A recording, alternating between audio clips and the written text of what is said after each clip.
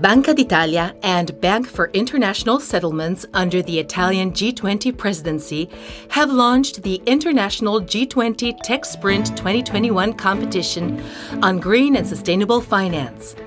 3 challenges on: data collection, verification, and sharing, analysis and assessment of transition and physical climate-related risks, better connecting projects and investors. And now, after 5 months of work, 248 draft submissions, 99 final proposals from teams across 25 countries, 21 shortlisted teams from across 10 countries to develop prototypes, a jury of 21 independent experts has selected the most promising solutions to each of the 3 challenges. On the 25th of October 2021, the 3 winning teams will be announced and will showcase their solutions. Each winning team gets a cash prize of €50,000 and fast track into the MAS Global FinTech Hackcelerator Finals of the Singapore FinTech Festival with an additional $20,000 Singapore dollars stipend. G20 TechSprint 2021 on Green and Sustainable Finance Awards Ceremony. Milan, 25th of October 2021 at 12 Central European Summer Time. Join us on www.youtube.com/Banca d'Italia.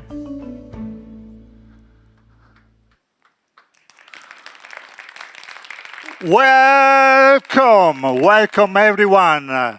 Welcome and thank you for being here today, for coming here. Thank you very much for your attention to this final day of the G20 TechSprint 2021, now in its second edition. As you know, TechSprint is a global competition promoted by Banca d'Italia in collaboration with BIS, Innovation Hub, under the presidency of the G20, the Italian presidency of G20, sorry. Welcome to everybody, and above all, welcome to the finalists, 21 finalists. They have been selected from 248 proposals coming from 25 countries. Welcome. Thank you, and good morning. Good morning to those of you that coming here in Milan. We are in Milan, Italy. We are live. It's known, more or less, but I know that many of you are connected from US or from Far East, and for you, it may be early in the morning or maybe late in the evening. And so, good morning, New York. Good morning. It's Monday morning for you, early in the morning. You know the city doesn't sleep, but remember that the metro doesn't wait for you. Then wake up and join us. Come on, thank you, and good evening. Singapore is evening for you. Monday is gone. The weekend is closer, and we are happy that you are with us today. I'm Stefano Righi. I'm a journalist from Corriere della Sera, an Italian daily newspaper. But today my task is a little bit different. I will be the policeman directing traffic at the intersection of many, many important roads. And so I apologize in advance and ask to our great guest to keep the rhythm and the time, because we have many things to discuss together. It will be a very, very intense meeting with a great guest, and I would like to announce, among the others, because I see him sitting in the front row, the governor of the Banca d'Italia, Ignazio Visco. Thank you, Mr. Visco. Thank you, Governor, for joining us today. As I told you, we are in Milan, Italy, in the spaces of the National Museum of Science and Technology, a museum that bears to Leonardo da Vinci, an Italian genius known throughout the world. And this is probably the most appropriate place for this closing event of the G20 TechSprint 2021. As mentioned, we have many guests, so let's start immediately, right away, with a few words from our host, Fiorenzo Galli, director of the Leonardo da Vinci National Museum of Science and Technology in Milan. Thank you, Fiorenzo.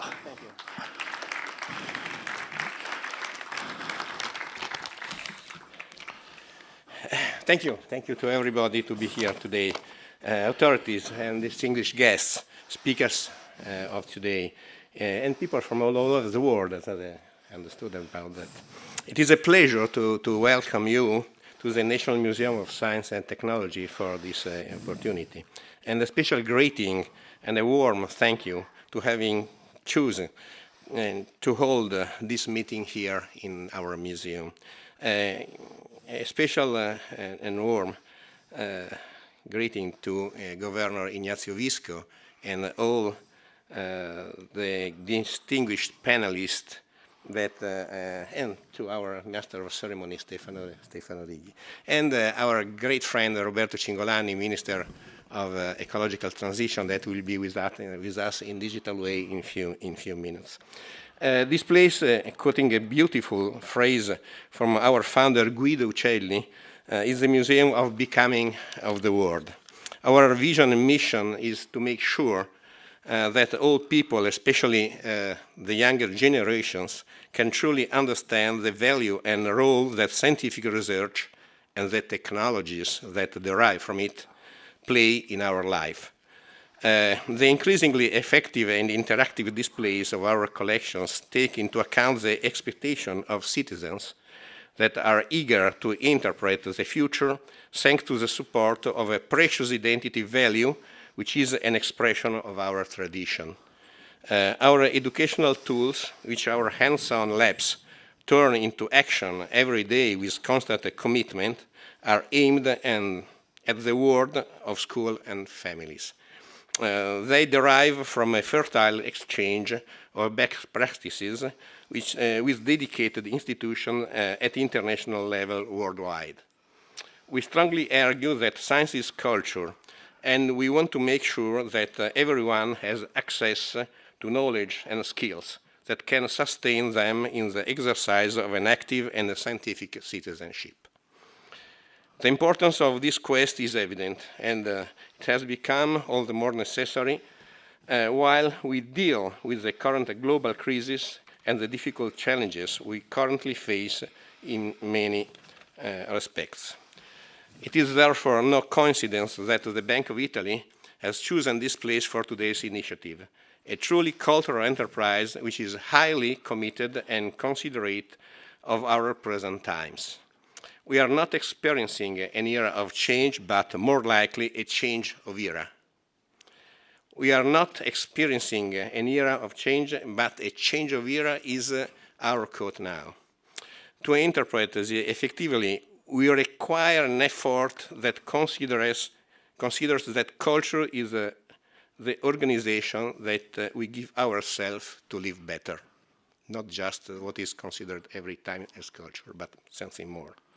From this point of view, our work and places of culture in general are instruments of communication, knowledge, comprehension, peacemaking. The challenge is open, and the creative and intelligent contribution of new generations can only induce a more than motivated optimism in all of us. Thank you for being here, and please enjoy this excellent closing event of G20 TechSprint 2021. Thank you. Thank you, Director. Thank you, Mr. Galli. Thank you for your words, for your hospitality. We have come through 18 terrible months, during which we have discovered how fine the line between health and illness is. 18 months in which we have learned to work remotely, discovered the opportunities offered by new technologies, but after all these heavy times, we are trying to get back to normality, a normality that can include our new virtual and remote lifestyle. That is why I'm asking you for a very warm welcome for the Governor of Bank of Italy, Banca d'Italia, Ignazio Visco. Thank you. In presence, the real one, not a picture, okay? Thank you very much, thank you. I'm delighted to welcome you here to this awards ceremony for the second G20 TechSprint on green and sustainable finance organized by the Bank of Italy and the Bank for International Settlements. I would like to thank Benoit Curé, Andrew McCormack, and the whole team from the Singapore BIS Innovation Hub for their invaluable cooperation in all the steps of our TechSprint. TechSprints are technological competitions designed to spur innovation, collaboration, and creative solutions to daunting problems. Our G20 TechSprint had a very ambitious goal.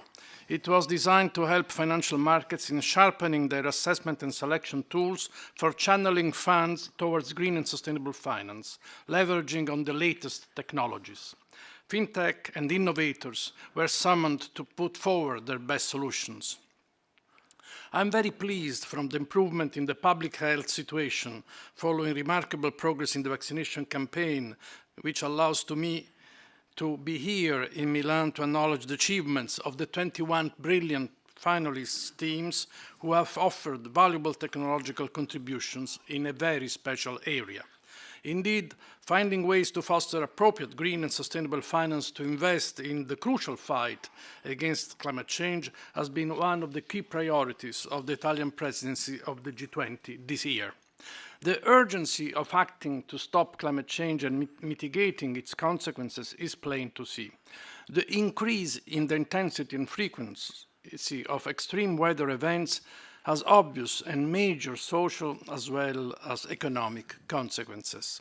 Central banks and supervisory authorities, international institutions and market participants have therefore been paying significant and increasing attention in recent years to developing a better understanding of the implications of climate change for the financial sector and financial stability. In fact, climate change-related financial risks pose both micro and macroprudential concerns, but analysis and research are still at an early stage.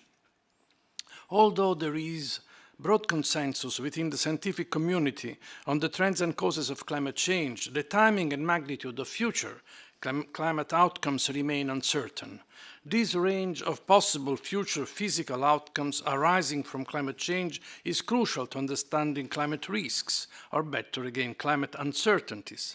Climate and econometric models that integrate different climate scenarios and their potential economic impacts to assess these risks are being developed and redefined. But measuring the economic cost of climate change and of climate policies is a work in progress. We can assess the immediate costs of more frequent and intense natural disasters, but most of the potential costs lie beyond the typical horizon of economic and financial analysis. Climate change risks can unfold through the economy, especially if the transition to net zero emissions proves poorly designed or hard to coordinate globally, with ensuring disruptions to international trade. Financial stability concerns arise when asset prices adjust too quickly, reflecting unforeseeable realizations of transition or physical risks. However, it is unclear how much today's asset prices reflect the extent of the policy actions required to limit global warming to 2 degrees Celsius or their impact on the economy and the financial system. A major challenge for financial investors is then how to align the incentives to channel entrepreneurship towards productive and beneficial activities such as technological innovation, and at the same time prevent unproductive destructive activities that damage the environment. This is why we believe that interacting with startups and fintech in such endeavor could be very useful.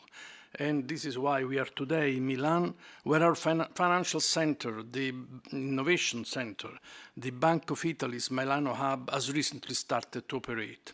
Indeed, we are convinced that this interaction may bear considerable fruits in several areas.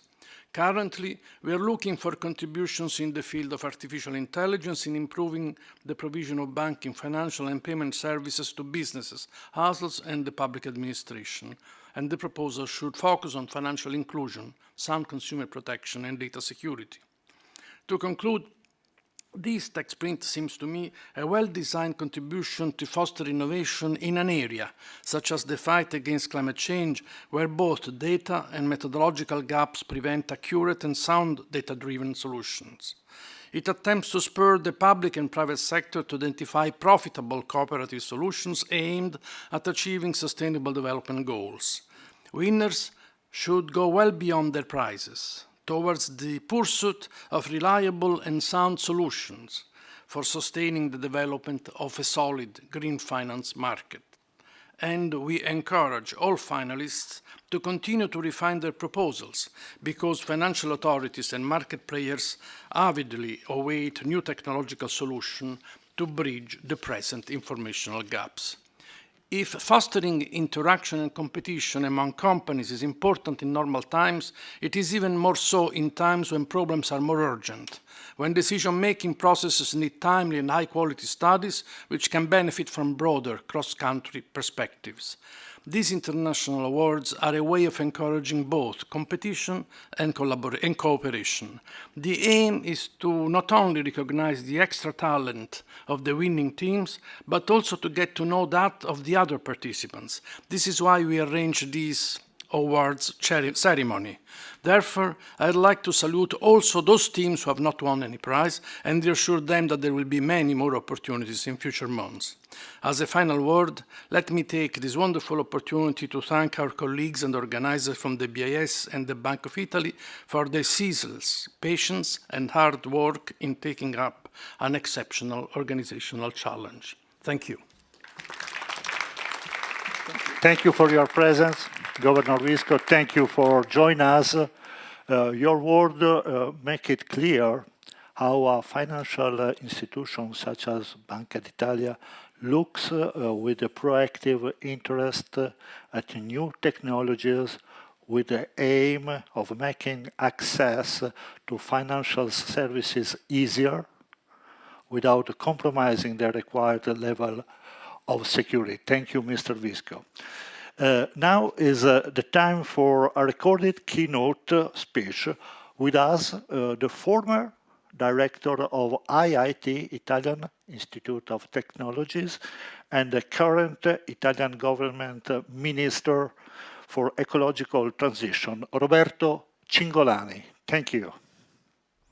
So, ladies and gentlemen, colleagues, thank you for inviting me to this event. I really apologize for not being physically present, but as you might have heard, it has been called a special meeting of the 27 Ministry of Energy, Environment and Climate Transition at European level, and I have to be there because of the continuous rise of the gas price, which is a European emergency at the moment. So I will spend a few minutes just to tell you what I would have liked to discuss in this event. Of course, due to my background, I'm extremely interested in technological developments, and I'm sure that technology will provide all the most important solutions that are needed for a successful transition towards a completely green society, and to keep the temperature rise by the end of the century around 1.5 degrees. That is better than forecast by the Paris Agreement.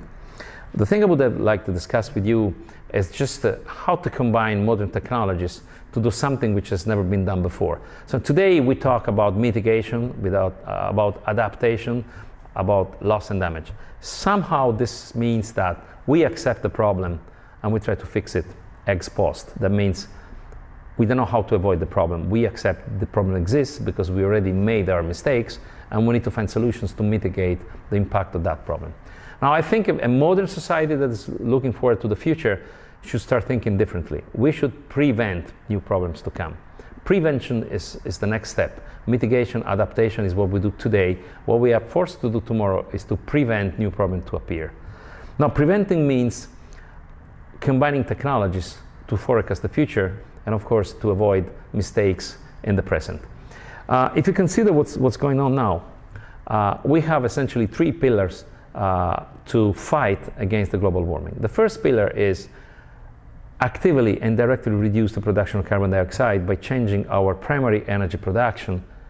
That means electrifying most of our power-intensive sectors like mobility, like hard-to-abate manufacturing, transportation, and so on and so forth. In this respect, we can cut presumably 50% of carbon dioxide. The second pillar of our strategy, global level of course, not only Italian, is indirect reduction of the carbon dioxide production, and this is only possible if we boost circular technologies and circular economy. Circularity means that we reuse, we recycle, we save material, and whenever we reuse something, we recycle something, we save a lot of greenhouse gas. So boosting circularity is the second best way to reduce carbon dioxide. And then we have a third pillar, a third weapon. This is renaturation. That means restoring the healthy status of land, forest, and oceans, because those are the best carbon capture systems in nature. So the combination of those three will allow us to successfully fight the carbonization of the system and successfully match the decarbonization targets of the Paris Agreement. Now, what does it mean preventing under this situation, under this condition? Preventing means that we have to monitor what we're doing. And monitoring today is no longer watching something, it's just combining different data. So at the moment we have different technologies like satellite networks operating with imaging in different spectral range, hyperspectral, visual, infrared. We can combine those data with drone sensors. So drones are flying at intermediate height and can see closer what's going on the land. And we can integrate those data with ground sensors and sea sensors, land sensors. Now, the sensory fusion means we put all those data together, we combine them in time and space, we store those data in a cloud, and we analyze those data in the cloud by using high-performance computing and advanced AI algorithms. To do this, it is not enough to have a good cloud and a good supercomputer. You need to have a perfectly harmonic system, synergistic system in which you develop cloud computing. That means a fast machine, powerful machine that operates with a fast interface directly into the cloud. So the pipeline is, I get all the possible data from satellites to drones to land sensors. I make sensory fusions, so I put all the data together. I order and collect the data in a cloud that is directly interconnected to the high-performance computing to have a fast cloud computing in our machine. In doing so, you can prevent. You can see at the very early stage whether the land is moving, whether water is getting out of the river, whether a fire is coming, whether illegal waste transportation occurs, and you can intervene almost in real time. All this must be automated. It's AI driven. It can be done with a very fast control pipeline, and all this exploits sensors and technologies that already exist. The additional value in this case is the orchestration, that is the synergy between the sensory data and the data fusion essentially and the cloud computing. This is something that could become a global service for all countries. You can monitor everything, every single square centimeter of our planet, and you can forecast what's going on. I wish and I hope this kind of technology will be implemented soon. We don't miss the ingredient, we just need to cook them together. In the end of the day, this is something we have ready. It's almost served. We need a global effort. We need a global metrics. Of course, we need to have similar KPIs everywhere in the world, and we need to share those data so that prevention becomes a global approach to sustainability, to environmental sustainability. I hope with this picture, I gave you some food for thought. And I hope we can meet soon and discuss these things in person. Thank you for your attention. Thank you. Here we go. Thank you to the Italian Minister Roberto Cingolani. We are back connected live from the Leonardo da Vinci Museum of Science and Technology in Milan. It's time to get into the heart of this final day of G20 TechSprint. And so I'm happy to introduce Alessandra Perrazzelli, Deputy Governor of Banca d'Italia. Please, Alessandra, join me on the stage. Thank you. Thank you so much. A warm welcome, please. Thank you. Thank you, Stefano, and thank you to everyone. I'm very emotional about this today. We've been working hard for a few months, and my first thanks goes really to my colleagues at Banca d'Italia. We're here today because without you, we wouldn't have been able to come into this final event and have these fantastic teams brought to our attention. And thank you to our BIS colleagues that have been extremely supportive, working with us shoulder to shoulder in these past months. As we're talking about issues that know no borders, and so therefore the way in which we tackle them, the way in which we look at them has to be without borders. It has to come through the collaboration of different organizations, different countries, different cultures, and different skills. I too want to thank Mr. Courreau and Mr. McCormick. You've been great companions. You've given us lots of insights, and working with you has been really excellent for us. I also want to thank Mr. Aldosari, who is somewhere with us, and of the Saudi Central Bank. They ran the first TechSprint last year. And so I think that we are keeping up with the expectations since you ran a good and interesting TechSprint last year. So we hope we did well, also in comparison to your successful 2020 TechSprint last year. Now, our technological partners, IBM, Codemotion, and Climate Risk Services, thank you so much for being with us. You supported us. We had 1,000 questions. We didn't know sometimes where we were going. You were there. So thank you so much for that. So the challenge has gone through three main problem statements, we call them. So there are three challenges. They were defined together, the BIS Innovation Hub with the G20 finance ministers and the central banks involved. And we got a sense that they were the right challenges because of the numbers that we have seen and the numbers of people that have responded to the challenges. So we're talking about some 250 drafts proposal and 99 full proposals from 25 different countries that have been equally distributed among the three challenges. And the one good thing is also that 60% of the proposals came from university, from startups, and from students and researchers at global level. 21 teams proposed the most promising and the most innovative solutions, and those were admitted to the final phase.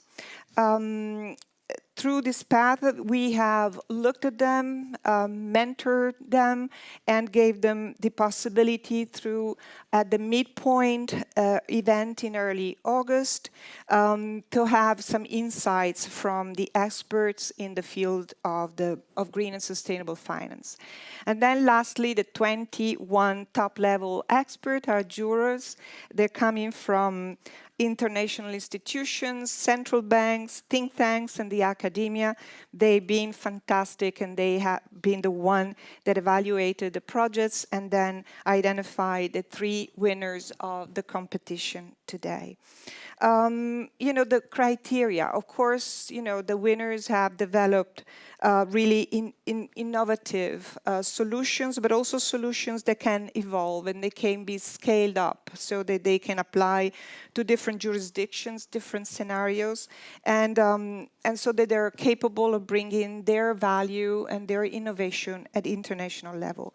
One good thing is also that the three winners will be fast-tracked directly with the help and the partnership of the Monetary Authority of Singapore to the final phase of the Global FinTech Accelerator during the Singapore FinTech Festival this coming November. So I think, these elements that I've shared with you, they give you a sense of what the work has been in this past months and give you a sense also of the collaboration, very constructive and very exciting that we had with all the people involved. Thank you. Thank you. Thank you, Deputy Governor Perazzelli. And as Perazzelli says, G20 TechSprint started years ago with the first edition created by Saudi Central Bank. We have connected with us just to remember what that first edition represented. Fahad Al-Dossari, Deputy Governor of Saudi Central Bank. Please, a warm welcome.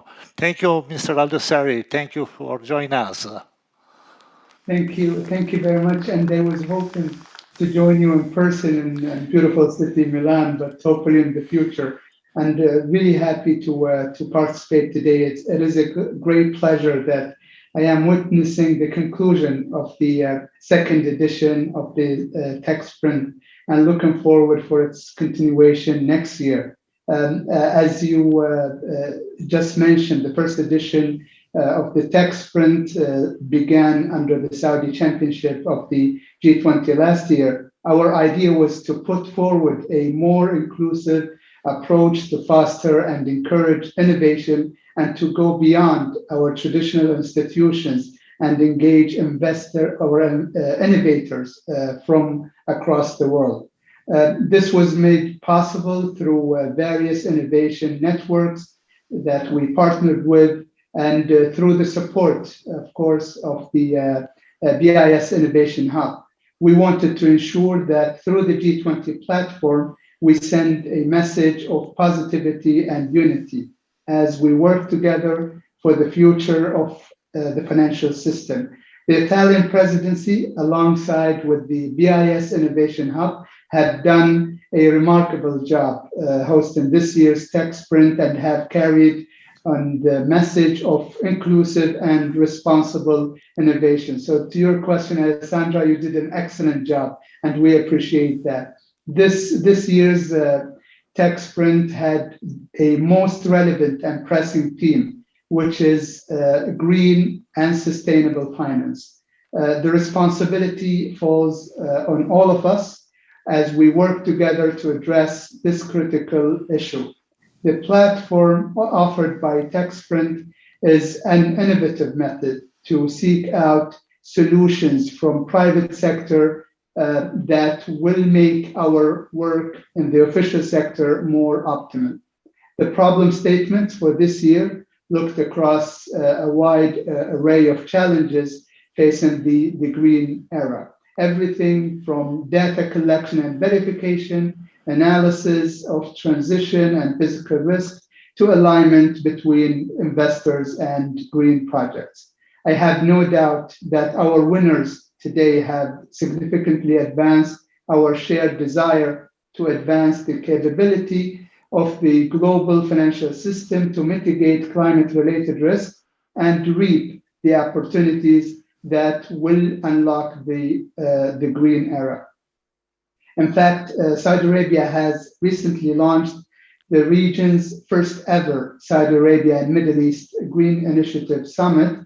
And on that note, I am very happy to announce to you all that my country has joined the call to transition towards a greener and more sustainable future for all of us. His Royal Highness Crown Prince Mohammed bin Salman has announced during the summit that Saudi Arabia will be net zero by 2060. We are not alone in our desire to work together and towards a healthier planet, and our ambitions are shared by many countries. In order to have a timely climate transition, we need innovation from around the world. We must also be vigilant to economic and financial stability risk and unintended consequences rising from unorderly transition. It is through initiatives like this we can ensure that civil society, private sector, and official sector work together for a shared global solution. Thank you and best wishes. Thank you. Thank you to the Deputy Governor of Saudi Central Bank, Fahad Al-Dosari. Thank you. And now I'm asking Benoit Couret, head of the Innovation Hub of the BSI, Bank of the International Settlement, to join us to the stage. Thank you, Benoit. And good morning. Good morning. It's up to you. Thank you, Mr. Righi. Thank you, Mr. Righi, and dear Governor Visco, distinguished guests, ladies and gentlemen. It's a pleasure to join you today at the closing event of this 2021 G20 TechSprint. Last year, with the Saudi presidency of the G20, we started this new worldwide initiative designed to showcase the potential for new innovative technologies to resolve operational problems in the areas of regulatory compliance, RegTech, and supervision, SupTech, as you've just heard from Deputy Governor Fahad Al-Dosari. And Fahad, thank you very much for your leadership last year. The G20 TechSprint is a long-form hackathon that has already proven to be a practical global forum for policymakers and technologists to collaborate on key topic areas of relevance to the regulatory and central banking communities. The topic of this year's edition could not have been timelier. Sustainability is one of the key words of 2021, a year where the physical risks of a changing climate have become painfully evident. Climate change is here to stay. Governments need to work harder, but they can't make it alone. The private sector will be key. First, massive new investments will be required. Second, private sector innovation, as showcased by this TechSprint, will be necessary to address pressing challenges.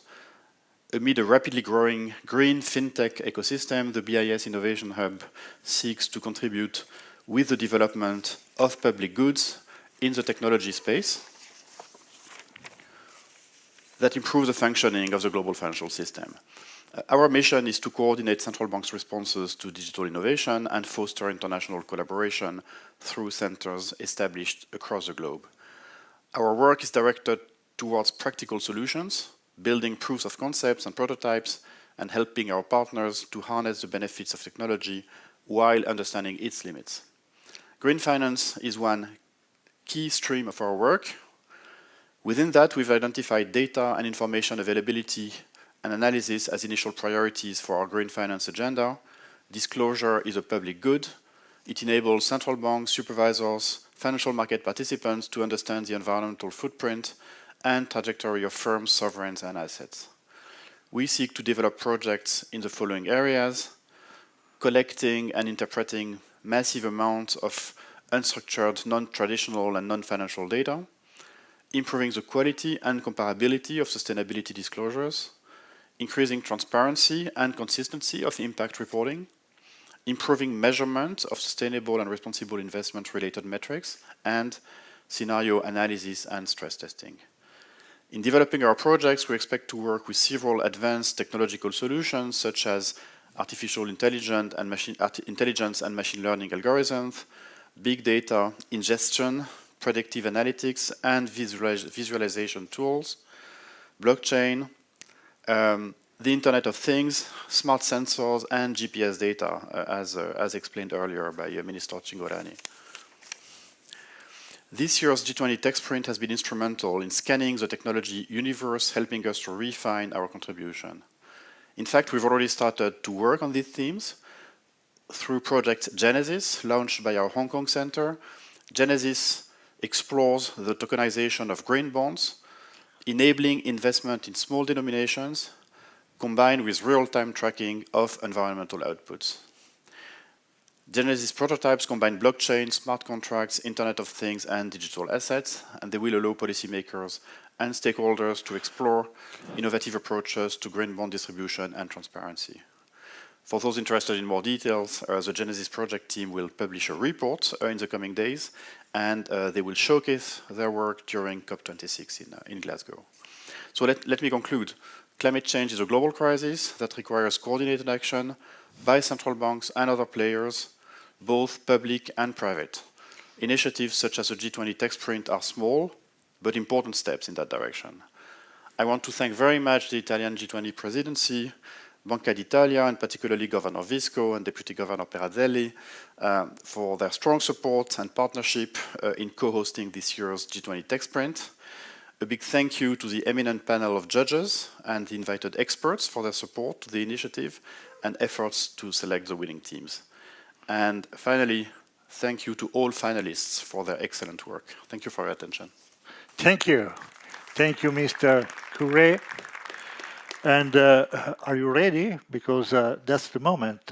And we start from 248 draft, 99 full proposal, coming from 25 countries, 21 teams past the final stage, and an independent panel of 21 experts select the 3 winners.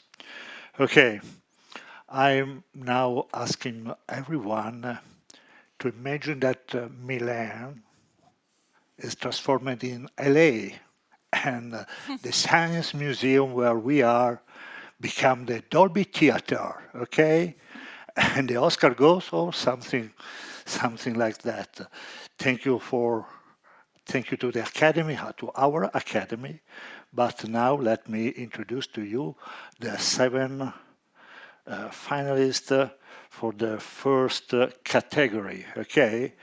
Let me introduce the 7 for the data collection, verification, and sharing.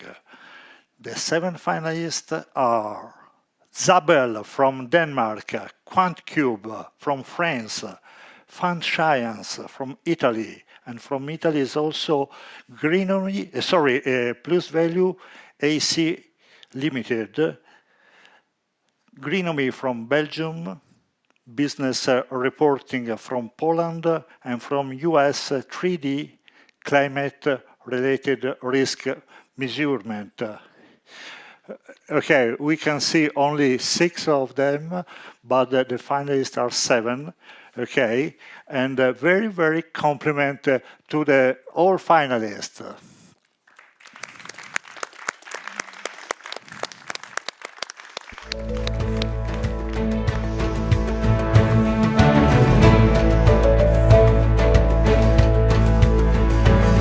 First challenge, data collection, verification and sharing. And the winner is Team GREENOMY from Belgium.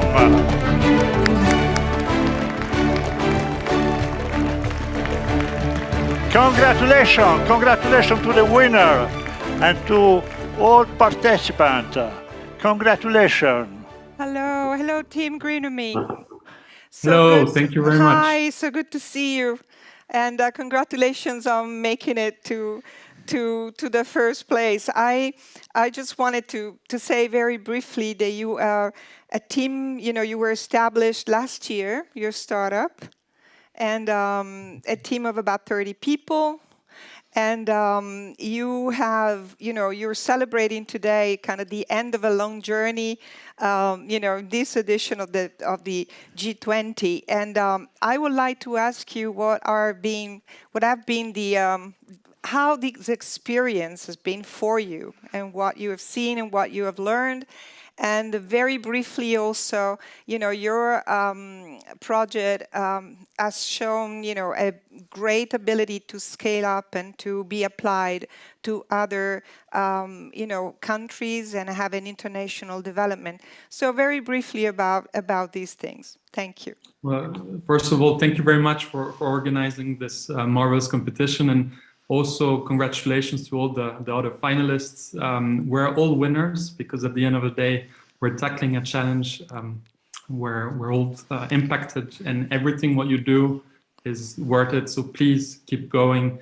and happy to work together. So what GREENOMY is doing, we have codified the EU Green Taxonomy and now offering a portal for corporates, investors, and credit institutions to measure the alignment, but also improve their sustainability over time using data analytics. And we're now expanding the platform to other green taxonomies in the UK and across the world. And the idea is to create interoperability between different frameworks. And so what this event really brought us is, first of all, interaction with all those different players and among the assessors, mentors, and now hopefully among the jury's members and the public here today, to create awareness about what we're doing and work together and move forward. And also the fact that this topic, sustainable finance, is a key topic, and that you're providing us credibility and awareness helps us spread the word. So again, many thanks for organizing this marvelous event, and it doesn't stop here, it keeps going. So we're moving forward as a startup, expanding, and we would love to work with you together in the future. May we have a pitch? We will have a pitch now, so we will see a little bit about your project. Thank you so much, and congrats to all the finalists. Let's go with a pitch. Hello, my name is Alex Stevens. I'm CEO at GREENOMY. GREENOMY is a sustainability reporting SaaS that helps companies and financial institutions to measure, disclose, and improve their sustainability according to the new EU Sustainable Finance legislation. Now, what we are doing at GREENOMY is that we're digitalizing everything from end to end with a company portal that helps companies generate the data, audit portal helping auditors to provide their assurance faster, an investor portal that helps investors screen their overall investment portfolios, and a lender portal that helps banks screen their loan books. To help companies improve their sustainability, investors and banks allocate their capital towards the more sustainable objectives and projects of our economy.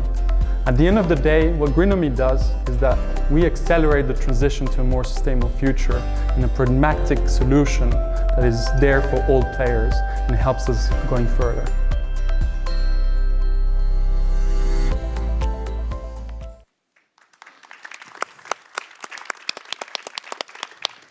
Thank you again, GREENOMY, and good luck with your future plans.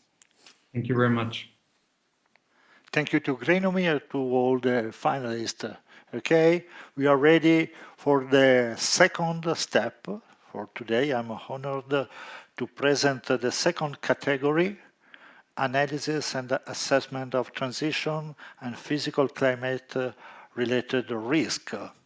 The 7 nominations are PwC from China, Tenco from France, CRIF and RED from Italy, the Climate Data Factory from France, Amigo from Italy, a tool for assessing the climate impact on sovereign debt from Italy, and Climate X from United Kingdom.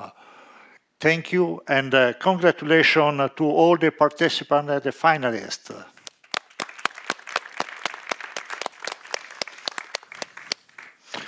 We have again 6 of them, but the finalists are 7. We are sure about that.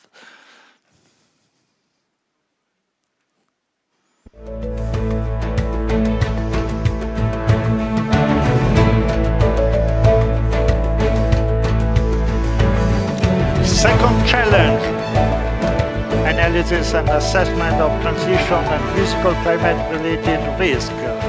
And the winner is Team CRIF and RED from Italy. Congratulations! Congratulations! Mr. Curé. Thank you.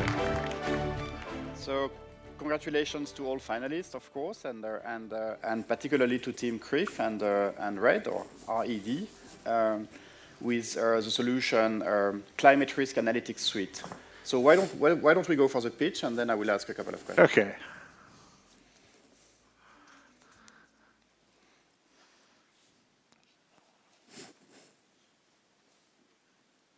Climate Risk Analytics Suite. The suite is a unique digital platform gathering all instruments needed to support institutions in the activities of monitoring and reporting of climate-related risks and opportunities, coherently with international recommendations. The key elements of the suite include high-resolution data and climate models from authoritative sources, granular information on counterparties and their assets, as well as specific methodologies for estimating damages from natural perils, and eventually for translating them into the financial structure of the counterparty and on its main credit metrics. Thanks to these features, the suite is able to provide banks with climate-related risk assessment insights at multiple levels of detail, from asset-level risk analysis up to portfolio-level analysis. All computations related to physical risk assessment are undertaken by 3 interconnected modules. A first module takes care of all procedures for the estimation of direct and indirect damages by considering hazard exposure and vulnerability elements measured at the single asset level for each counterparty.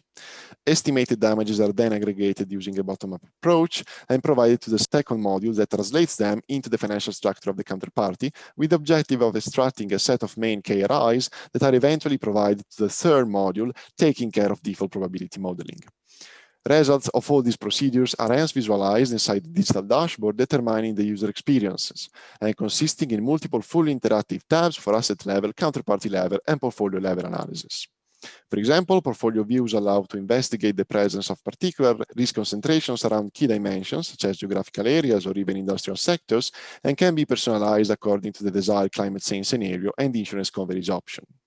From these views, it's possible to appreciate the presence of particularly high levels of physical risk and pinpoint the contribution of each considered natural event to the total risk of the area under analysis, with the possibility to drill down up to more granular geographic dimensions. As anticipated, portfolio-level views are just a summary of all risk quantifications occurring at the single asset level. In this sense, the suite also includes several dedicated views that allow users to appreciate the amount of exposures and the degree of geographical diversification of each counterparty's assets, with the possibility of distinguishing between headquarters, local production sites, or other real estate assets. The suite also includes dedicated counterparty-level views featuring period-specific risk scores, as well as stress default probability curves for different climate change scenarios. Thank you. Thank you for the clip.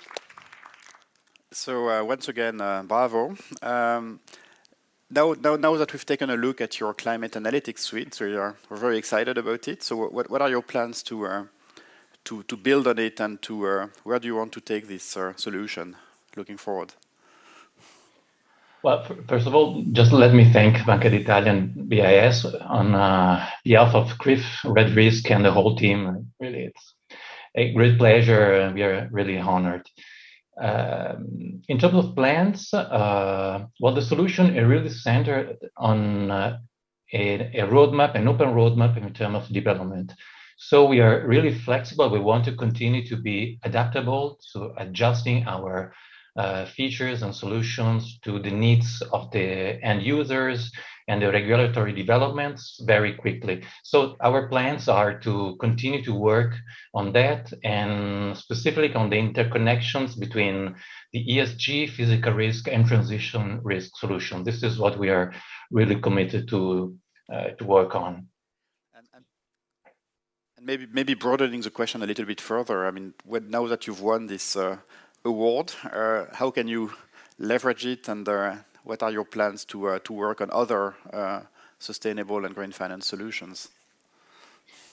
Well, let me say that what is really important, that is part of our philosophy, is to create teams of excellence. So with this visibility that we can have, we really want to lever on that in order to maintain and continue to create interdisciplinary approaches, hybridization of skills, so in order to attract more experts, so in order to create very pragmatic business applications, but through the contribution of multiple areas of competences.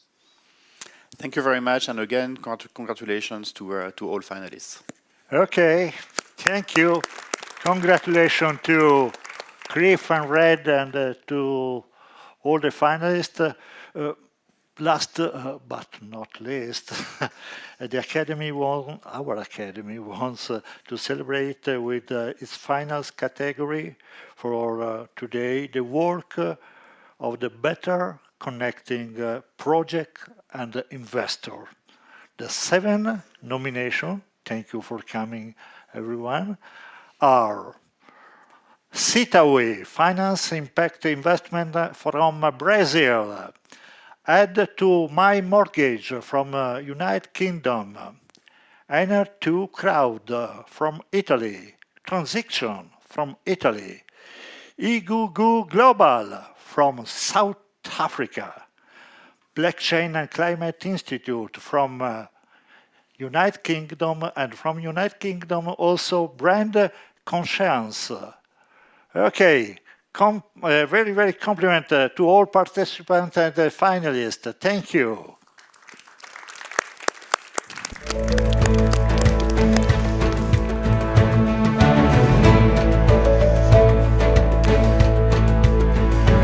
Third challenge, better connecting project and investor. And the winner is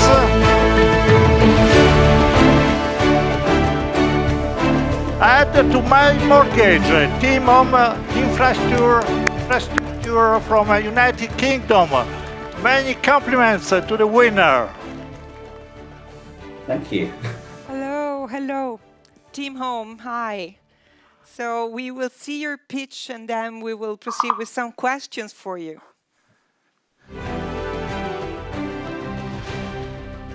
For a long time, it has been said there is a wall of capital seeking a suitable home. Also, for a long time, it has been said that many billions of euros are needed to get the Earth to reach net zero. What is needed, therefore, is a sort of financial dating agency that connects green funding needs with appropriate investors. This need is particularly acute for domestic dwellings, which account for about 1/5 of CO2 emissions. Hence, our reason for choosing the problem statement 3, better connecting projects and investors.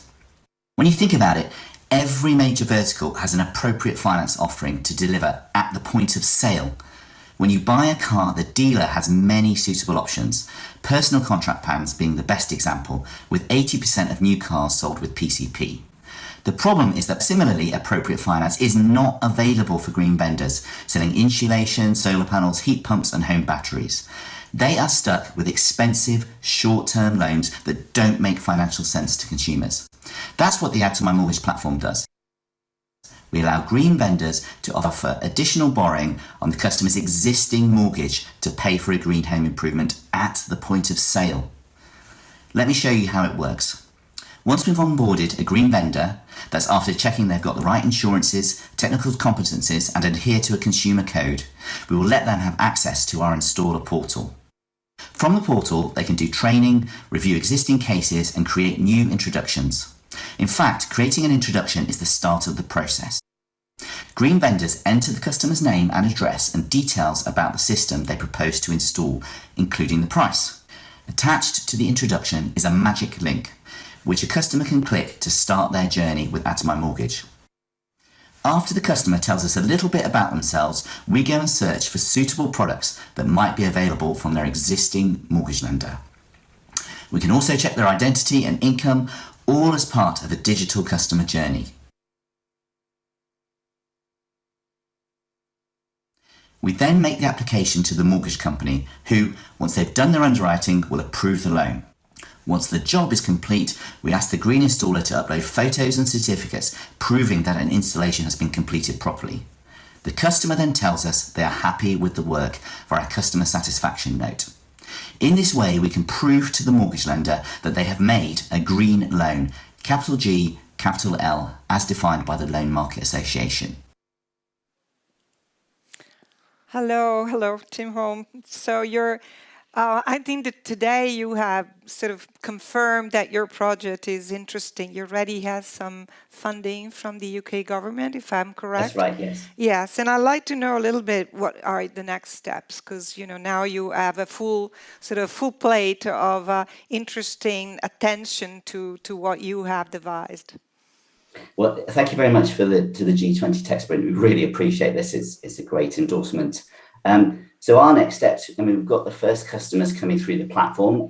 The initial feedback is great. So we just want to continue basically to iterate the platform to make it better and better, including more mortgage lenders and making the process quicker and slicker for homeowners. And of course, we are looking to raise finance as part of this journey to help us to grow and hopefully, once we've conquered the UK, move throughout the rest of the world. I think your project is designed for the UK market. Do you see, possibility of expanding it and making it more international?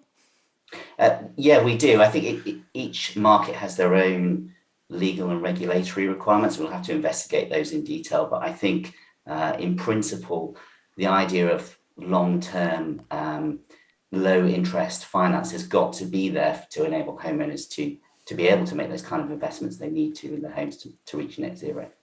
Well, congratulations to you and to all the other finalists. Thank you very much. Thank you. Very good, very good. Fantastic winners. And I want to thank to Alessandro Perazzelli and Benoit Couret, and congratulations again with all the finalists and the 3 winners. Thank you. It's time now for another recorded keynote speech. Now with us is the Deputy Governor, of Bundesbank, Sabine Möderer. She is one of the judges. She's a member of our academy. Please, Sabine, thank you. Dear ladies and gentlemen, congratulations to the 3 winner teams of this year's G20 TechSprint. Among all participants, you stood out in terms of feasibility, scalability, and efficiency. Your projects will help us to solve operational problems in green and sustainable finance. The first solution comes from Belgium. GREENOMY helps financial and non-financial corporations to collect, verify, and share data. These are climate and environmental data that are comparable, consistent, and decision useful. Such data are much needed to make financial flows consistent with the goals of the Paris Agreement. Secondly, these data are necessary ingredients for analyzing and assessing the transition and physical risk that come along with climate change. The Italian solution, Climate Risk Analytics Suite, has presented a unique digital platform. It predicts, assesses, and visualizes the physical risk associated with financial institutions' portfolios. Thirdly, we have to think about how to better connect projects and investors. The UK solution, Add to My Mortgage, addresses exactly that problem. It connects green vendors, homeowners, and mortgage lenders so financial flows can be channeled in the right direction. Overall, it was a truly global, fruitful competition with excellent ideas from all 99 participants.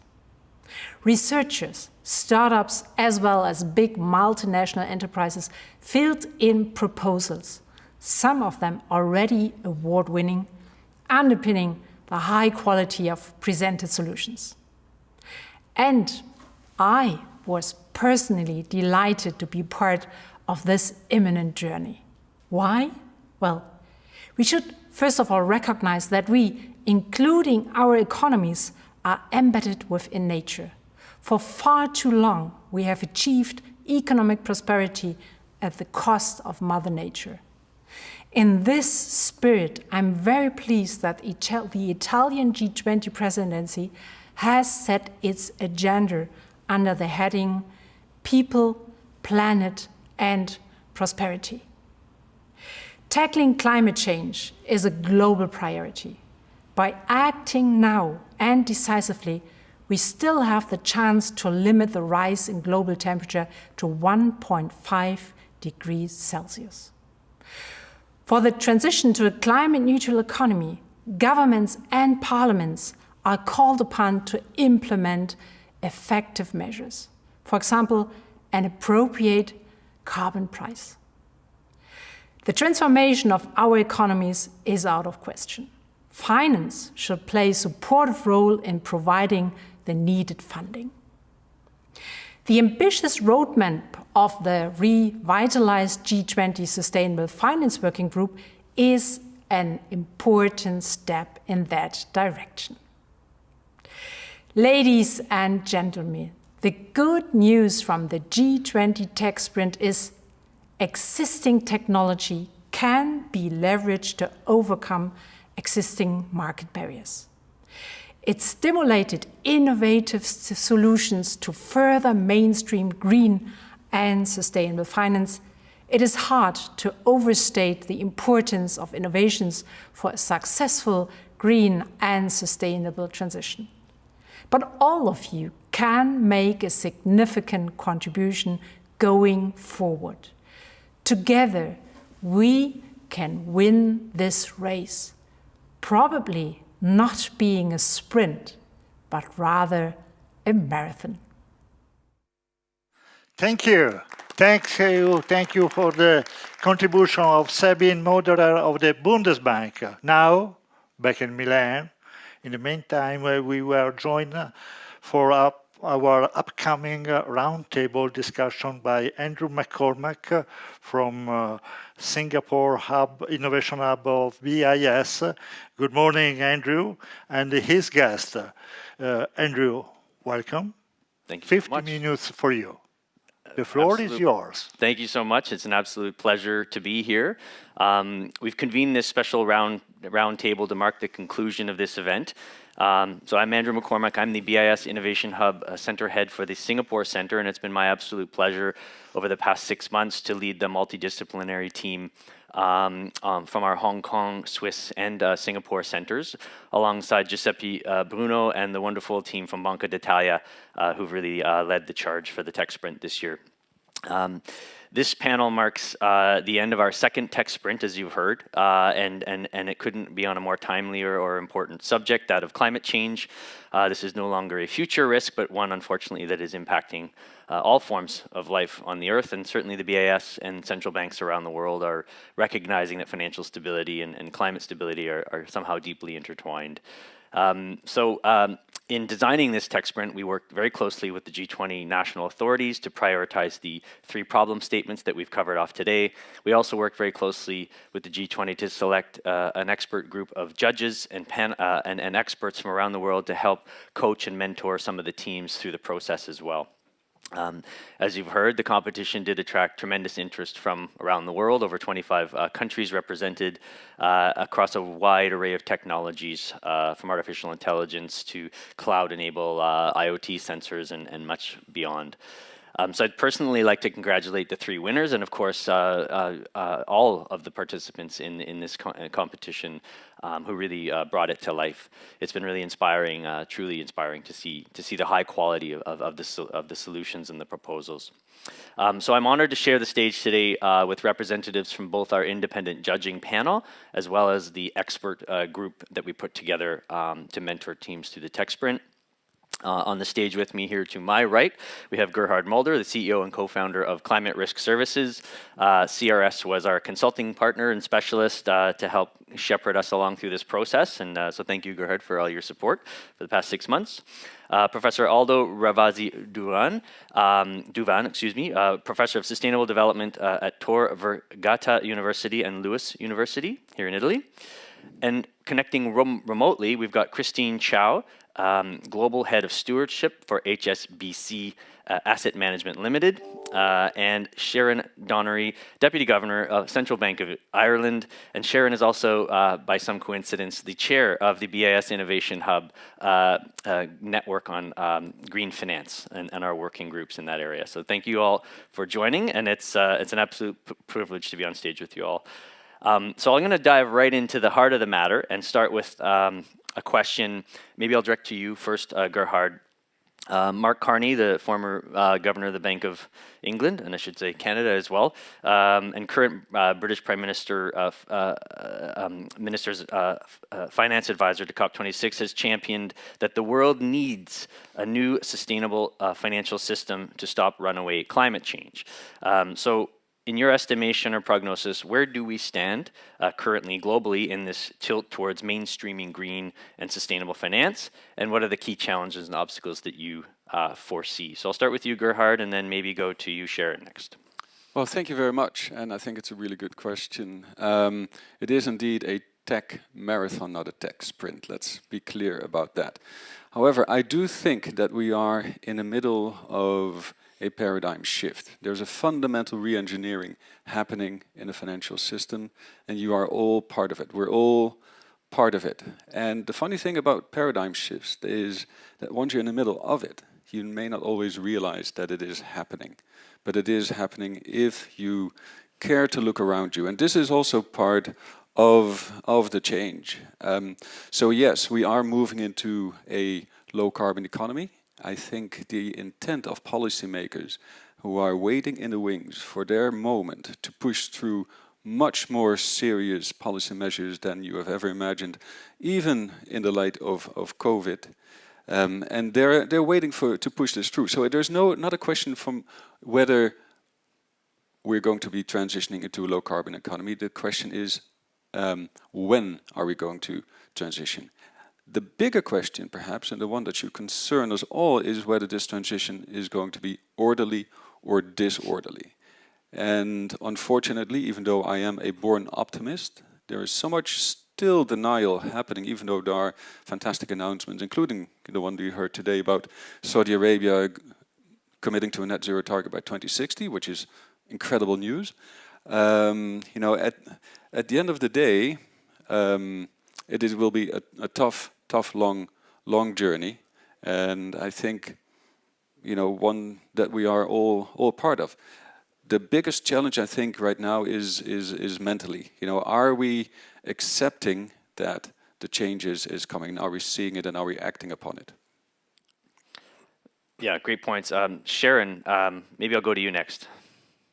Okay, thanks. Good afternoon, Andrew, and good afternoon, everyone. A real pleasure to be here. And if you just indulge me for a moment, Andrew, let me just say a very special good afternoon also to my colleagues, Governor Visco and Deputy Governor Perizelli and Deputy Governor Mauder, who we just heard from a moment ago, and Benoit Correa.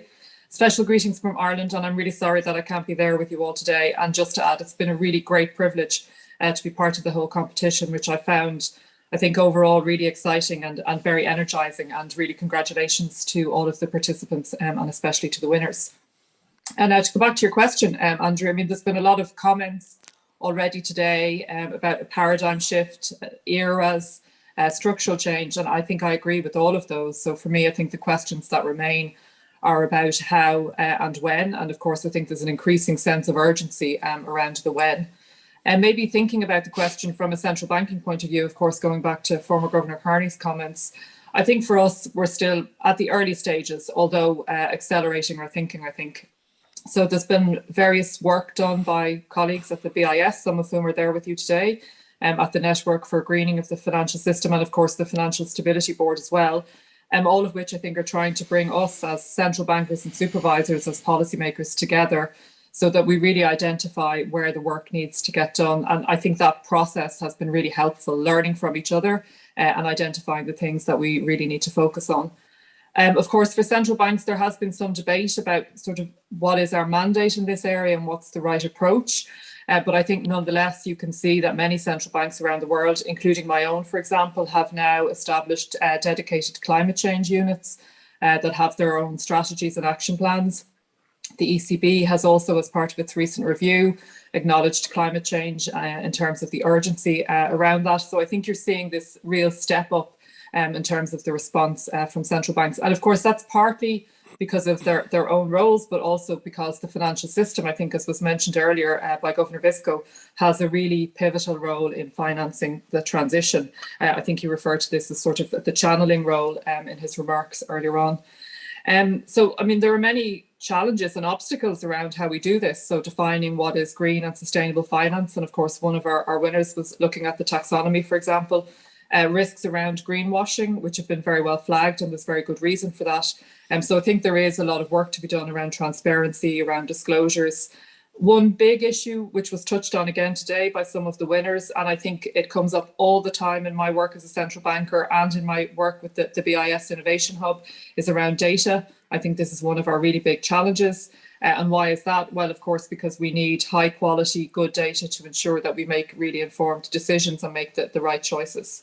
And maybe the last thing I would say is that the financial system, as I said, it does have this key role in channeling investments, but there are other policy areas, of course, that are much more important, including fiscal policy around carbon pricing and taxation and so on, to make sure that we really spur the innovation and investment that's needed. And of course, public investment to support the transition as well. Thanks, Andrew. Great, thanks, Sharon. Aldo, do you have anything to add on challenges and obstacles? Well, when we see what is happening today, this is very great news for economists who have tried to integrate environment, climate, sustainable development into traditional economics and finance. I think the role of the Bank of Italy must be gratefully recognized. It's so important that the traditional, in the best meaning of the word, economists and financial community are coming to discuss and to advance and improve in this kind of policies. So the G20 of this year, which is relaunching the study group on sustainable finance. We remember the old group on green finance with Marcus Carney that you mentioned and Ma Jung from China.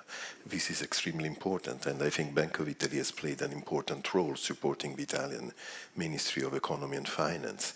But we tried in the G7 of 2017 already to bring finance to environmental ministers, which is not easy. To bring environment to traditional economists is not easy, but to bring finance and economics to the traditional environmentalist or environmental expert is very difficult as well. This is something on which we have to work. So it's extremely positive to see how many competitors we had from university, think tanks, advisors of any kind, and this is advancing. And the fact that there is also some financial support, no declaration of intent, no declaration of faith, used to say our wise men, old wise men, without the obol of a shilling. This is economically significant and will be environmentally impacting. We have a lot of work which has been going through very slowly. In the fact, the Club of Rome in the 70s already was warning us. The UNEP work, the inquiry on the design of a sustainable financial system, we've been working with them. We launched the national dialogue in Italy, as many other countries, on the design of a sustainable financial system. It helped us, for example, to set up an Italian observatory on sustainable finance. It helped to launch the financial centers for sustainability, this network of stock exchanges, of centers for sustainability around the world. So when we are working on technology, information technology for green and sustainable finance, I think we have to keep in mind these major challenges and these major contributions from the global community, which may help us to advance. That's some great points, and I appreciate that. It's definitely a multidisciplinary, multi-jurisdictional challenge we face. And so maybe pivoting then towards the tech sprint and picking up on the challenge of plugging the data gaps, which is central to actually all three of our tech sprint problem statements. The collection, verification, and analysis of data in particular. To what extent is better climate and environmental risk assessment impeded by the lack of data? Where do we think that we are currently achieving reliable green data globally, and what challenges remain to inhibit further adoption? And then from the TechSprint perspective, has it helped in any way to chart a better path towards this goal? So with that, I'll go to Christine and let you opine on this question. Great to see you. Thank you very much. Good to see you. In spirit, I am in Milan, indeed. Before I started answering the question, maybe I should start off with where HSBC is coming from. So this morning we have reported our quarterly results, and just looking at a few things that we've been doing in the past quarter, and then I'll bring it on to the data issue. So in terms of achievement in last quarter in Asia, we have partnered with Singapore's Temasek to build a new debt financing platform to fund sustainable infrastructure projects in Southeast Asia. Data is crucial. In the UK, we've led the UK's government's first sovereign green bond, attracting over £100 billion of orders to finance new renewable energy projects. Data plays a crucial part. In the Middle East, we launched the first climate change focused investment fund in Saudi Arabia that understanding the underlying projects and the data related to the investee opportunities is vital as well. In the US, we launched the HSBC Ventures to provide flexible capital to technology-led startups for our clients and to provide new opportunities. So all these work just in the last quarter is very much aligned with what the whole group is trying to achieve. So, and at the core of it is the quality of data. And when it comes to data, I think we need to be very specific about what we mean by data. I think in general, the industry tends to use this word quite loosely. And in fact, the whole data chain is actually very long. What we started with as data on the ground at the asset level that we try to collect is actually not very useful to begin with, because usually there's a lot of noise. It doesn't have a very clear definition, or maybe across different industries, even within the whole company, could have different definition. So when it comes to collecting quality data, starting off with clear data definition, a data schema is extremely important. And we haven't really seen that happening in a structured way yet. And I think that people are beginning to think about that, the importance of it. Investors are doing, looking at sector decarbonization. It's moving towards that area, which is great. And once we have got the data definition on track, then we need to move on to what does a curated data look like, that the data that we can actually work with. And this is where data scientists play a huge role, because they are connecting unstructured data to structured data. In a sense, is translating what we call data into information that we can use. And the final stage is connected to not only data visualization, but understanding a lot of nuances that might be presented in the information.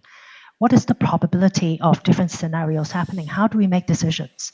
And that bit is the highest value adding bit for investors, those who are making financing decisions, where the insight is. So when it comes to data, let's think about data as the very raw stage. And that chain will take that data to become information and insights. And we are embarking on this journey together. So maybe I'll stop there for now. Thank you. Thank you, Christine. Gerhard, do you have anything to add on the collection and verification of data? Yeah, well, good point. I mean, I think one thing that struck me was that we should be talking about climate uncertainty and instead of climate risk. I really, it makes for a terrible company named Climate Uncertainty Services, but so we stuck with Climate Risk Services. But you raise a very, very good point. There is still a lot of uncertainty around this data, but let us not forget also that there is a tremendous amount of data that is out there. That is, European governments, the Japanese government, the US government, we're all spending billions of euros and dollars and yen, to get better climate data. And I think one of the great insights from this TechSprint is that there's initiatives out there that start to collect all this data and make it into actionable information. So we need to go from data to information. But there's another thing there that I think that financial institutions should also repositioning themselves to be able to ask better questions, because you can have all the quality data you have. If you're not looking for the data, if you don't do anything with the data, if you don't ask the right questions, then you still will not be making better decisions. Yeah. as a former CIO, I spent a lot of time trying to bring my organization kind of up this data maturity curve, and just the ability to process and harness data inside an organization it's a journey. It's a difficult journey, but they're right. In many cases, it's not a shortage of data; it's a shortage of capabilities or ability to turn them into actionable insights, for sure. That unto itself is a challenge. Maybe staying on data, but focusing more on climate and transition risks. Sort of beyond the verifiable data, regulators and financial institutions, investors are reliant on the ability to understand data and draw relevant insights from it. To what extent have new approaches such as big data, machine learning, etc., scenario analysis tools, among others, enhanced our analysis and enriched our understanding of climate and transition risks? So for that, maybe I'll go to you, Sharon, first. I mean, as I mentioned when I was talking earlier on, I mean, it's certainly one of the key issues that has come up throughout my work. I mean, speaking as a central banker, I suppose that's partly because, I mean, data is really crucial for us. It's the lifeblood of the work that we do at central banks and drives, I suppose, our whole approach to evidence-based policy making. I mean, to digress from climate a little bit, if you look at the pandemic as well, I think it's another example where the need for really good data came to the fore. And of course, we had to be very innovative in some of our approaches to data, getting much more timely data on the economy, looking at new sources of data that we could use to understand what was going on in the economy during the pandemic. Maybe touching on what Christine said just a moment ago, I mean, I think it is really important that we have a shared view around things like definitions, standards, how data are shared, and so on, so that we all have, I suppose, the same basis and the same understanding. And of course, that's really crucial for users. So, before you go about using and interpreting data, really understanding what that data is about and what its limitations are or are not. I mean, in terms of the competition, I think there's been a huge amount of these issues that you mentioned there around, application of big data, machine learning, and so on, that we've seen as huge potential through innovation. And we saw it, the problem statement that I worked on was around analysis and assessment of transition and physical climate-related risks, and a number of the submissions there, and indeed more generally as part of the TechSprint, I think really showcased approaches that we can think about and that we can build on. Not just for us in central banks, but also for financial institutions in terms of developing, I suppose, almost a one-stop shop for having data and then providing the related analysis. And maybe as a supervisor, one thing I would say that's really important from our perspective in central banks and supervisors is that, when financial institutions are partnering maybe with companies in the innovation space that can help them solve some of the issues around data, they need to be really sure that they understand that data and what it's telling them from a risk analysis point of view. So they really need to be, heavily involved in the process to understand exactly the approach that's being taken by anybody who would be providing those kind of services. It's really important, I suppose, that the financial institutions themselves understand the data, that they understand how risk is being priced, for example, to ensure that it's being priced correctly. So I think overall the TechSprint has really brought some really innovative offerings that show a lot of potential. And I think, as Benoit was mentioning earlier, this sort of cooperation between the public sector, between the private sector and the financial system offers some really great opportunities in this space of using innovation to solve some of these big challenges for us. Christine, you represent a financial institution, so maybe you could chime in on how you're using technology and data to understand climate and transition risks from that perspective. Well, before I answer that question, maybe I can go back a little bit on how I see the TechSprint solutions can help us to make better decisions. What really impressed me in the what I've seen is that every submission is actually a series of creative solutions. It's not just one. So a lot of different techniques are combined and used. And the second point is also the ecosystem approach that some of them use, looking from the perspective of regulators and investors, even though it's a similar sort of data platform to begin with, we're looking at an ecosystem approach and different lenses. So within HSBC, we have a data a group movement going on, and our chief data scientist, she's looking at really integrating data understanding and education in our sort of day-to-day work in every level, starting from our sort of mandatory training and our education workshops to on a day-to-day basis, the different types of data and analytics that we are using in different parts of supporting our decision making. So it is still early in the journey that we have embarked on, but definitely very promising indeed. Yeah, no doubt.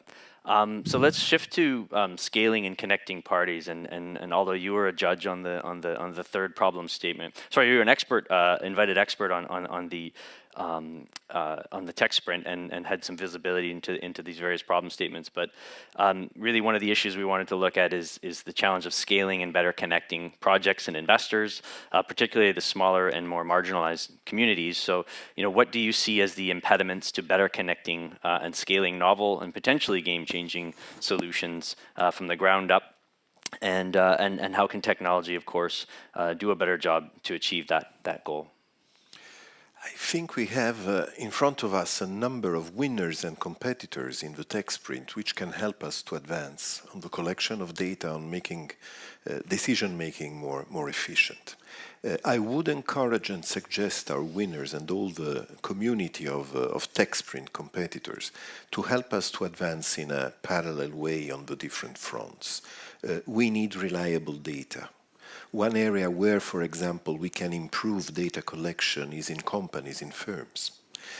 We have traditional financial statements, profit and losses, financial statement, capital statement, which nobody is complaining about. We have international standards, we have a convergence, and everybody is measuring traditional financial numbers.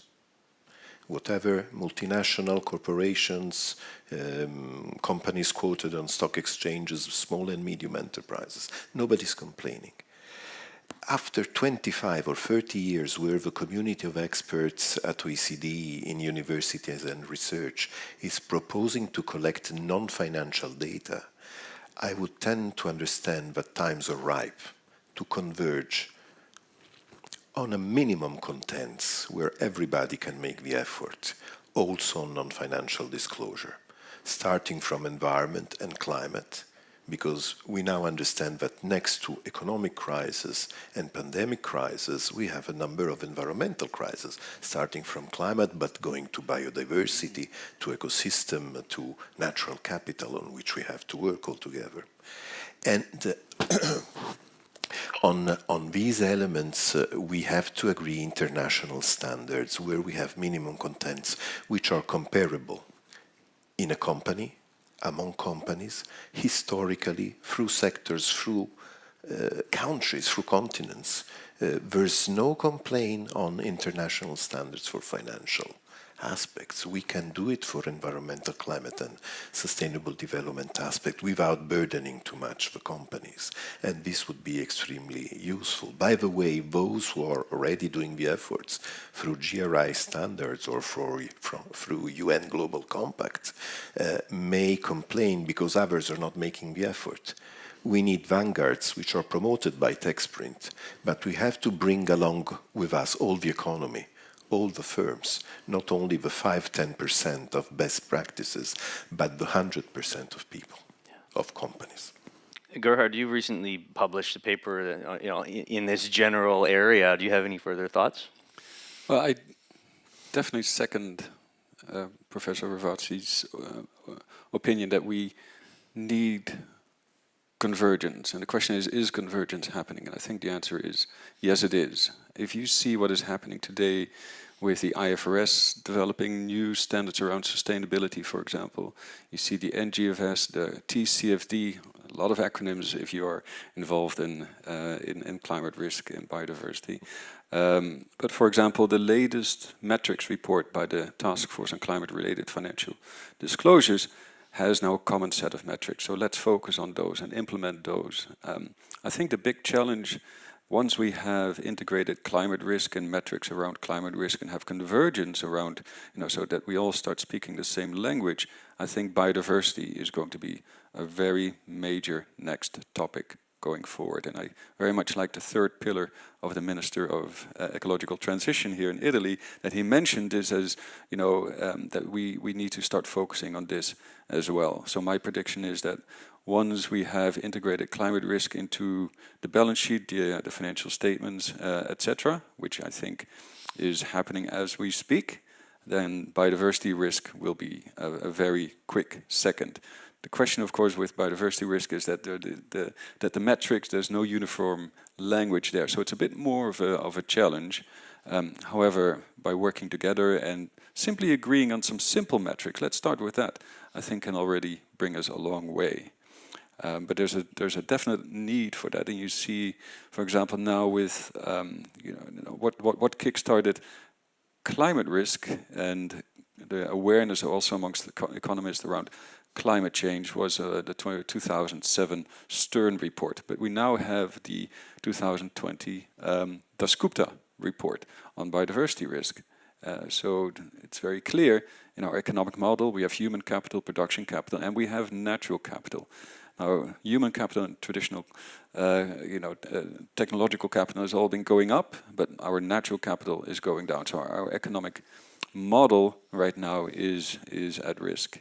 And I think we are moving now into the right direction where we have basically new investments decisions will have to take into consideration climate risk and biodiversity risk. Yeah, that's a great point. So we're gonna wrap the session very shortly, and maybe what I'll do is try to bring it back to the TechSprint itself and offer you just a quick round each, a minute each or so to just any concluding thoughts, hopes, advice for TechSprint participants and innovators around the world who are genuinely trying to make a difference. I'll start with you, Christine, in Hong Kong. I'm actually based in London. Oh, sorry, apologies. That's okay. Oh my God. Well, the climate is the beginning. And I think that we try to think of issues in isolation. And as we have discussed today, and we know what's coming, is a much more systems thinking approach to nature and how it impacts us, the social impact of how we interact with nature. So I'm hoping that the ecosystem type of approach of tech solutions to approach the holistic issues will continue. And I think that this is going to be beneficial not only to businesses, but for the broader society, and supportive of the regulators and policymakers' efforts as well, because none of us work in isolation, and so do all the issues that we have to deal with as well. So think along those lines. There is convergence of standards, but there's an expansion of remit. Thank you. Great. Sharon, I assume you're still in Dublin, but over to you next. Oh, we need some volume. Just to say again, I mean, I found the whole involvement in the TechSprint really, really interesting. I learned a huge amount from it, found it really energizing. And I think all of the competitors and entrants really brought something terrific to the whole thing. So well done again to everybody. I mean, I think as I mentioned earlier on, particularly coming from a central banking perspective, one thing that I found really beneficial was this bringing together of private sector innovation with the financial system and then with policy making. And I suppose even though a lot of work remains to be done, even on what you've just been talking about there, like biodiversity, I think there really is demand for the sorts of solutions that are being worked on, and you can really see the tangible benefits from them. Maybe one thing to think about for those who are here who enter the competition, or others who might be entering the competition. I think for me, as a judge, one thing that I found really beneficial was in the problems where the entrants really identified the problem that they were working on and brought real clarity to how their solution really addressed that problem. This was a sort of really effective way, I think, about thinking about the particular aspect that was being worked on. So I think being really clear where your solution fits in is a real positive, and then you can sort of begin to see these network effects of how solutions can work together as well. So I found that particular aspect really interesting, and is maybe something to think about for the future. But thanks again for the opportunity to participate, which I enjoyed immensely, and well done to everybody who contributed. Well, thanks so much for all your ongoing contributions to the Innovation Hub as well. Gerhard, you next, and then we'll end with Professor Rouvan. Yeah, thank you, and great points. Well, to me, the TechSprint really showed what is possible, because if you look at traditional ESG investing, what usually happens is you have financial institutions that look at sustainability ratings, and then they say, well, let's put our money into those companies that have high sustainability ratings. But how did they get these ratings? Well, it was generally because they wrote really good sustainability reports. And then you have rating agencies, they have teams of people that rate these, these sustainability reports. And that's how you end up with a good sustainability rating, ESG rating. So what happens then is that companies like Microsoft, Apple, Disney, those are the largest recipients of ESG funds. But people giving more money to Mickey Mouse is not going to solve the problem. So I think what today's TechSprint showed is that there is much more possible to get better data, to make better investment decisions, ultimately. And yeah, for that I'm grateful. I learned a fantastic great deal. Professor Duvan, final word to you. I would keep in mind two things probably in the development of the TechSprint projects. The first is something which I understand was made a reference by Sabine Mauderer and by our friend from the Irish Central Bank, Sharon. This is a reference to carbon pricing. Whatever the form, carbon markets, carbon taxes, the removal of fossil fuel subsidies, and in general of environmentally harmful subsidies. This is something that economists like to suggest because pricing is very helpful.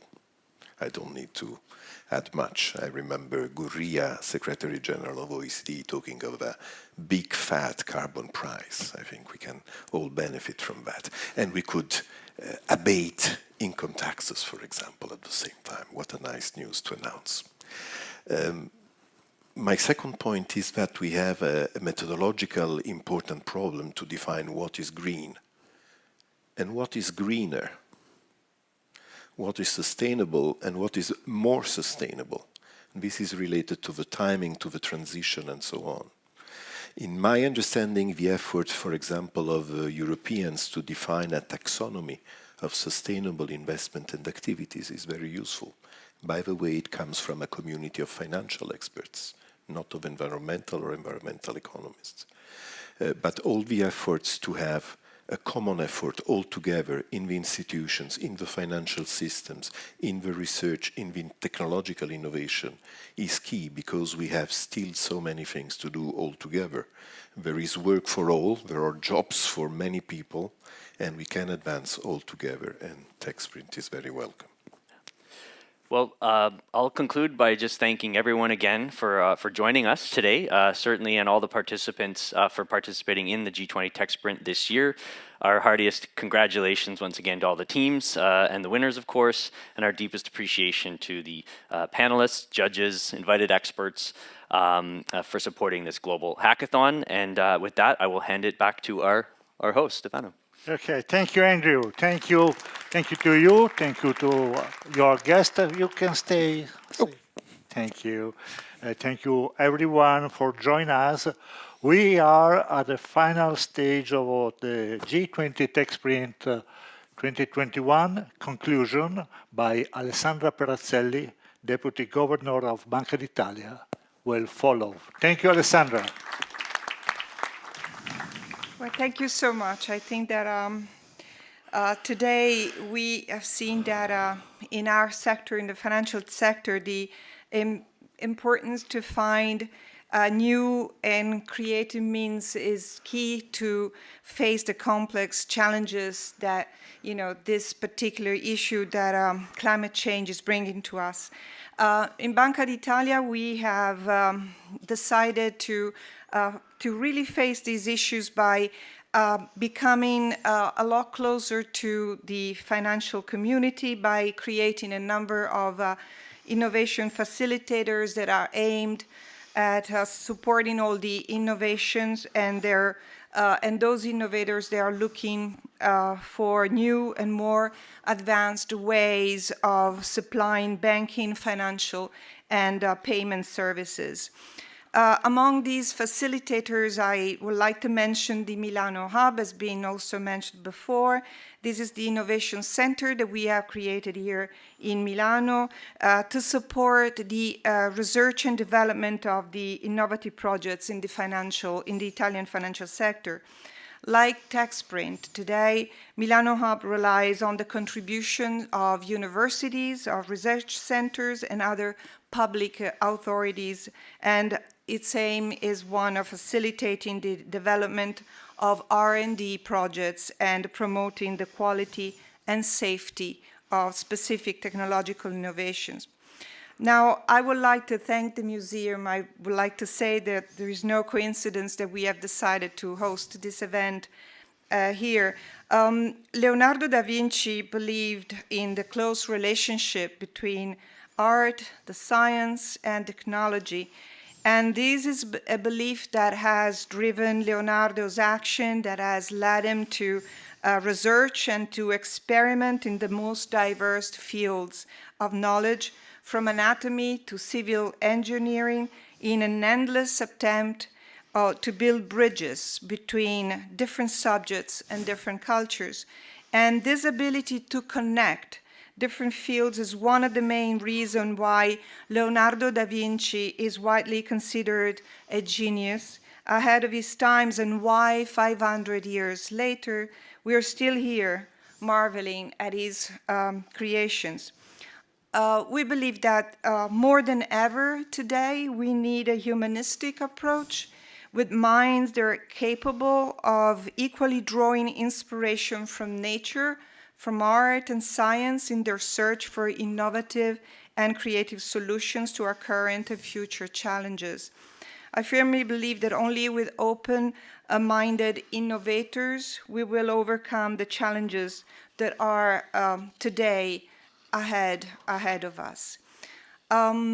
We have to keep promoting national and global cooperation for a well-balanced advance in the digital economy.